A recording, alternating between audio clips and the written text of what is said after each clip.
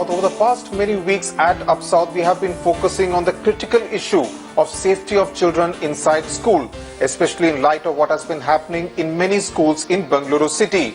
But you realize that it is not a phenomenon that is restricted only to the capital city of Karnataka. 27 students of a government hostel in Hubli, about 400 kilometers from Bengaluru, are worried about their security after two miscreants stealthily crept in and attempted to rape one of the inmates.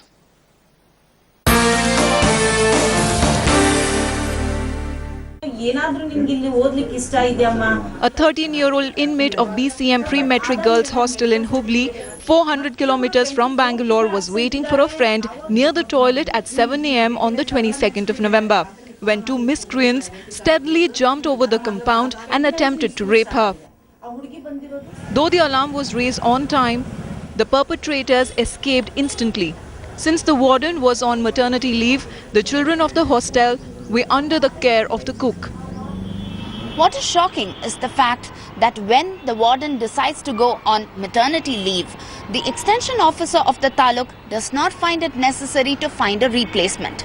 No wonder the 27 students of this hostel are now gripped with fear, waiting to quit that place. This horrible incident, it is a very bad incident, and all the administration is really concerned since we got to know about this yesterday. Prima facie, some issue are there with the taluk officer, negligence, so we have suspended him pending investigation. The question is about safety of children, not just in schools. From guards to CCTV cameras, security measures in hostel too are a necessity right now, causing concern among parents across the state. With Pratibha Raman, Bureau Report, Headlines Today. Joining me now from Bengaluru is my colleague Pratibha Raman, who has reported on that story. Pratibha, educational spaces where students live, sufficient care not being taken care, obviously very disturbing questions being raised. What is the education department of the Karnataka government saying about this? In fact, Sudhir, what is surprising is the fact that the education department is washing its hands off, stating that this does not really come under their purview because this is a hostel and not a school. That is number one. And number two is the fact that many of these activists have also raided some of these places and submitted a report talking about the facilities, the lack of facilities that are there in such government hostels. But still no action has been taken. The Social Welfare Ministry as well as the Education Department is absolutely lackadaisical and absolutely negligent in terms of taking any kind of efforts to restore facilities as well as security for these children. Sudhir. Right. In the context of what has been happening in schools in Bengaluru, there has been a lot of hue and cry, a lot of outrage by civil society, demand that CCTV cameras should be installed, that there should be background checks. In this particular story that you have reported, we found that the warden had gone on leave. There is no replacement. Obviously, several loopholes. And in a place like Hubli, far away from Bengaluru, is it a case of out of sight, out of mind, where the education department and the government does not really think it important to ensure the safety of so many children, so many students who are staying in hostels like these? Absolutely. That is what is totally shocking and has outraged most of these students as well as parents. And now the 27 students of the hostel are wondering whether they should actually continue living there, mainly because there's absolute absence of CCTV cameras. And the second thing is that the warden has gone on maternity leave, and this issue has been raised much before, and the extension officer does not find it necessary to have a replacement there. And now the steps have been taken to suspend that extension officer, but still there's question about when the CCTV cameras will be installed, whether there will be any kind of security guard in place or not. Most questions and fingers being pointed out at many of these officials as well as the authorities. Sudhir. Clearly, Pratibha, the buck should ideally stop at the table of the education department. Clearly, people not really being held responsible, as far as several of such cases have been reported from different parts of Karnataka. Pratibha, thanks a lot for joining us. We will come back to you in a moment for another story, a disturbing story which has been reported out of Bengaluru. But before that, another story from Tamil Nadu.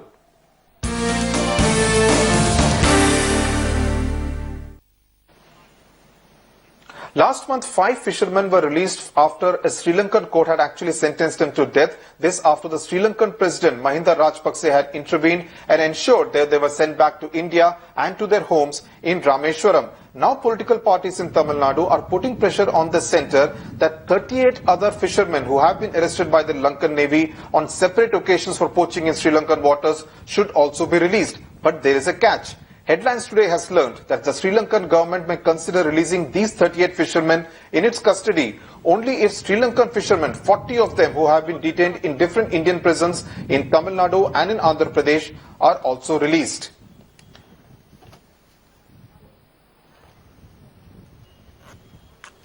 Joining me now from Chennai is Mr. Tirumurugan, Tamil rights activist. Mr. Tirumurugan, thanks a lot for joining us on Up South. A give and take is fine, but this seems more like a short-term measure because so long as violations do take place in the waters of both India as well as Sri Lanka, the Navy on both sides will continue to arrest the fishermen. In principle, we don't agree arresting fishermen on either side, be it a Tamil fisherman or be it a English or Tamil fisherman. Both the governments should not arrest them. They are, of course, they are very poor people and suppressed classes.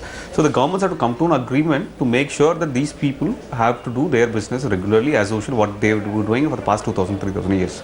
So that should be the understanding principle of this government. Otherwise, it is going to affect the common citizens of both the countries. So we don't agree these kinds of stand by the two countries taking it as a legal perspective. It's not a kind of legal issue or it's not a criminal thing. It's a general thing that they're doing it for 3,000 years. You divided the borders, so it affects their life. So we don't support it. Right, but pro-Tamil groups, including yours, have been pointing out that the centre is not really arriving at an agreement on the contentious Kachativu island. Do you see some kind of politics being played out here? See, the Kachativu agreement between India and Sri Lanka ensures, and it was signed in 1974 and 76, ensure the fishing rights of both the fishermen, especially Tamil Nadu fishermen, do have that kind of rights over the fishing areas and all. But the problem is that the government is creating a bigger problem because to keep this very much alive, it's their objective is to keep the fishermen away from the sea. Because they are going for the contract fishing methods and they want to keep the MNCs, bigger corporations get into that area. So they have to keep these poor fishermen not to go into the venture into the seas. That's the end of the day. Both the governments want to do it. Sri Lankan government is also invested so much money in the MNC kind of a thing. They are also inviting the MNC companies. The Indian companies also do invite such kind of thing. So that's the reason these people get affected. Right. Mr. Tirumurugan, thanks a lot for joining us with that perspective from Chennai. Also, interestingly, the Tamil Nadu Assembly today plans to move a resolution thanking Prime Minister Narendra Modi for his efforts to get the 5 fishermen released from the Sri Lankan prison. And in fact, these are some of the voices that we got from the Tamil Nadu Assembly.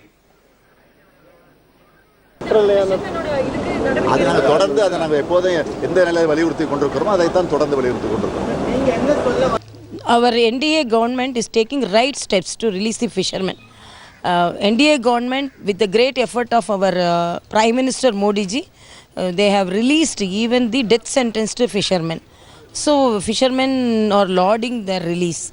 So there are some technical problems in releasing the fishermen of Indian fishermen from the Sri Lankan prisons and Sri Lankan fishermen also in the Indian prisons. Joining me now from Chennai is my colleague Shisha Reddy. Shisha, how do you see this politically?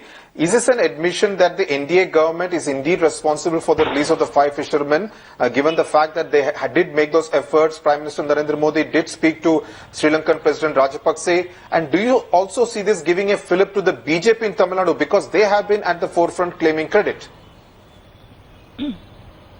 Well, exactly, Sudhir, because as far as this fisherman issue is concerned, remember BJP had taken the whole credit for bringing all these 5 fishermen. On the other hand, AIADMK did take credit, saying that Jayalalitha has been providing financial assistance to these 5 fishermen families, and they have spent several lakh rupees on this financial assistance. But also one interesting development that happened today is that Tamil Nadu Assembly had passed a resolution. In fact, thanking Prime Minister Modi. And also one important thing that I would like to point out here is that on the day when 5 fishermen landed in Chennai, there was a tussle in the airport itself between the BJP members and the AIDMK, who will take credit for bringing back all these 5 fishermen. If we can also bring in Mr. R. Mani, who's a senior journalist. So what do you infer in this political development that happened in the Tamil Nadu Assembly today? How do you see it? I think it's an important development. Since September 27th, when Jayalalitha was sentenced to 4 years imprisonment in a corruption case by a Bangalore Special Court, this is the first time the AIDMK has extended its olive branch to the BJP. You see, you have to look at the issues holistically. On December 1st, the AIDMK Supremo has got a relief in the income tax case. When her counsel informed the magistrate court here that in that 18-year-old case, the income tax department has agreed for compounding and she was let off with just 2 crores of fine. Moreover, AIDMK is one party which will not easily give away its turf, political turf to any other party. So at a stage when the BJP was trying extremely hard to snatch the political space from the AIDMK on the issues of Sri Lankan fishermen, that too Tamil Nadu Assembly passing a resolution thanking Modi is something interesting. Right, so it's an interesting development ahead of 2016 elections. So not ruling out, having said that 2 years away the elections are, so anything might happen, as far as Tamil Nadu political scenario is concerned, having said that there is a huge political vacuum at this point in the state. So these... Right, Shisha, I'm reminded of those fish stalls, Namo fish stalls that the BJP had put up in Chennai, and obviously wooing the fishermen community that vote bank is going to be an important part of the BJP strategy as far as Tamil Nadu is concerned. Thanks a lot to you and to Mr. R. Mani for joining us there from Chennai. News now from Bengaluru. The crime branch in Bengaluru has raided a dance bar called Chef in Regency in Koramangala area of the city. This was on the basis of complaints and a sting video that was shot using a decoy. Around 40 men, including 25 customers and 15 staff members, were arrested, and around 15 girls, most of them from Delhi, Mumbai and Punjab, were rescued. The police say the girls were promised jobs but were forced into prostitution.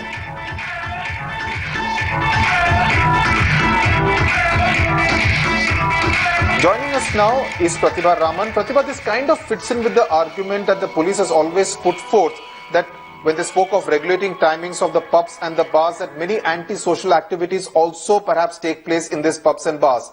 Will this result in more restrictions and perhaps more surprise checks at these pubs and bars in Bengaluru?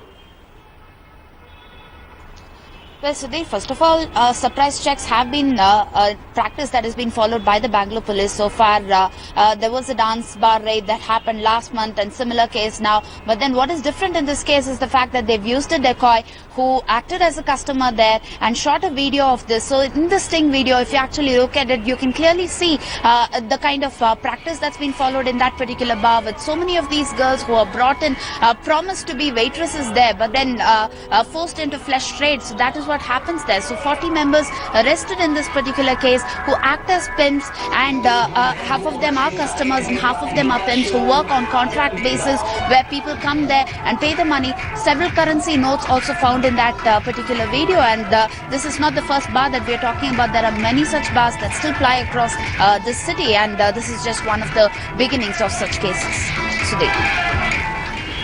Right, Pratibha Raman, thanks a lot for joining us from Bengaluru with all those details. News now from Hyderabad. In fact, K. Chandrasekhar Rao does not see the Hussain Sagar Lake in the city half full or half empty. In fact, if he has his way, the Telangana Chief Minister would like it to be completely empty so that then he can fill it up with fresh, clean water. The summer of 2015 could see the iconic Hussain Sagar Lake in Hyderabad completely dry if the Telangana government carries out its drastic plan to clean up the lake, which is over 450 years old. With pollution in the lake a huge concern, the government believes it is a good idea to dry up the lake and then fill it up with fresh water. As a first step, 100 crore rupees have been sanctioned for the mission. Examining all the possibilities, we have not yet taken any final decision. Our idea is to beautify the Hussain Sagar Lake. We want to bring back the old glory to the Hussain Sagar. Recently, in the past decades, all the polluted water and Nala water is joining the Hussain Sagar. Now we want to fill it up with the fresh water. But putting the idea to practice won't be easy, given that effluents from different industrial units around Hyderabad and garbage find their way into the lake. Besides, there's a concern where the dirt taken out from the lake will be dumped. Experts in the country has given the findings that how this should be managed, how it should not be allowed certain things, how it should be managed, they have guided. Already that blueprint is in front of us.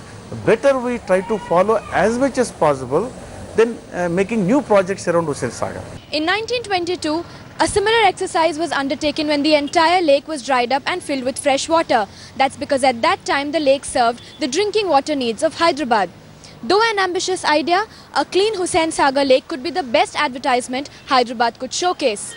With camera person Damodar, Ratnika Sharma in Hyderabad for Headlines Today. You normally expect neighboring states to have border disputes, river water sharing disputes, power disputes and so on. But this dispute between Kerala and Karnataka is over a name, or rather a monogram.